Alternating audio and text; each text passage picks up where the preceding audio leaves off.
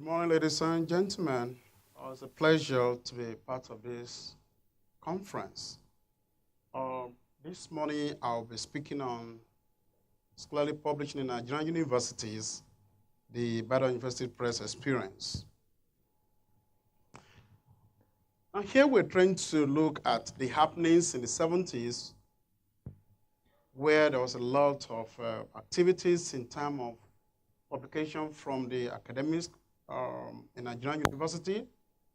But due to prolonged military rule, there has been a decline in terms of output, quality, and the regularity of our publications.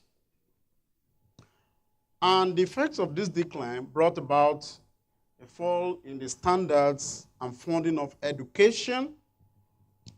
There is underdevelopment, or there's what we call brain drain syndrome, where people move from country Nigeria to developed nations of the world. And of course, there's discouragement, disillusionment, and despair among the scholars. Now, this crisis has a direct impact on academic research and publishing. First, many outstanding scholars simply left for more stable climes. That's what we refer to as brain drain. Even some left academia for business or the private sector. Others simply vegetated as library facilities proved increasingly obsolete and grossly underfunded. As a matter of fact, some scholars could no longer keep pace with development in their field. Therefore, many dropped out of the race and stopped writing for international journals. In fact, some prominent publishers of tertiary texts simply opted for publishing of textbooks for primary and secondary school with attendant consequences on scholarly publications. However, some few university publishing houses still manage to publish tertiary books and journals, though without the consistency and prolificacy of earlier times. One of such is the Ibadan University Press. Now, this cannot continue, so there's a development recently whereby there's a kind of partial attempt to ameliorate the crisis facing the scholarly publishing in Nigeria. Sometimes in the early 90s, there's the establishment of Tertiary Education Trust Fund, which in 2013 approved a sum of $374,000 for the publication of 20 textbooks. The assignment of publishing these books was given to Ibadan University Press, and it is expected that this book will be ready by June 2014. It's therefore on record that TED Fund is the first government agency to embark on such a program for the benefit of higher institutions in Nigeria. This type of initiative will therefore help resuscitate the publishing of academic journals and serve as encouragement to serious-minded academics to publish more intellectual materials. What is the implication of this intervention? Now, a type of a tripartite relationship coexists between the funding agencies, the scholars whose works are to be published, as well as the Ibadan University Press, the publisher of the works. This could then be further explored to mean that other government and non-governmental agencies or prestataires will have great roles to play in funding scholarly publishing in Nigeria. Therefore, this is an area whereby agencies could want to explore, and we're talking of economic growth. It's an area where attention could be focused on. Therefore, at this conference, it is a firm belief that international donor agencies can also be part of this tripartite relationship. We know there's going to be a kind of win-win situation. For instance, in 2009, the Ford Foundation was at the forefront of resuscitating some university publishing outfits in Nigeria with special focus on one, capacity building, financing the production of fresh manuscripts, and the production of fast-selling titles. Again, the Ibadan University Press was a beneficiary of this gesture. So the synergy between the publishers, the donor agencies, as well as the scholar will impart on education in general. So there will be improvements in our educational outlook.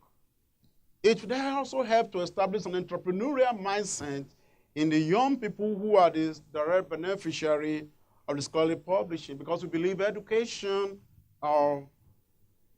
is to actually help to open us up and set us to thinking properly. And we are beginning to focus on the fact that it's time to begin to raise generation of graduates who will be job creators rather than job seekers, so they begin to also become employers of labor. It's on this note I want us to know that entrepreneurs drive America's economy, accounting for the majority of the nation's new job creation and innovation. And so that is also the point we're trying to get to, whereby we also begin to raise generation of graduates who will be job creators, as it was in America. So most economists today agree that entrepreneurship is a necessary ingredient for stimulating economic growth and employment opportunities in all societies. In the developing world, successful small businesses are the primary engines of job creation, income growth, and poverty reduction. That is our belief. And that is why the focus is when we have quality education and helping to raise quality graduates who will be job creators rather than job seekers, then we go a long way in poverty reduction. That will result in income growth, and that will result in job creation, and then there will be less stress, there will be less agitation on the part of young ones.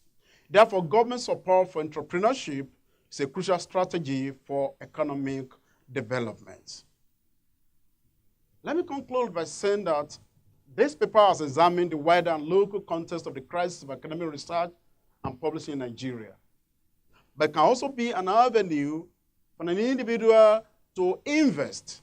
Talking about entrepreneurship is an opportunity for an individual, even at this event, to want to say, okay, we can invest in Nigerian publishing sector, and then, like I said, it's a win-win situation. There's a lot to gain from there.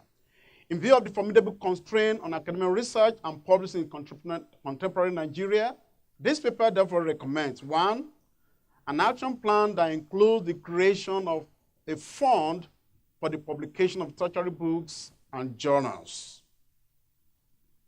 There should be provision of special funding for and revitalization of university publishing houses, which in itself can become a veritable avenue for generating income, which will help in furthering the entrepreneurial outlook of the Nigerian publishing houses. And here we're saying it could be a tripartite relationship between donor agencies, between scholars, and publishing houses. With this, I'm sure that education will take a higher platform in the schemes of change in Nigeria, and the international community will be better for it. Danke. Thank you. Gracias.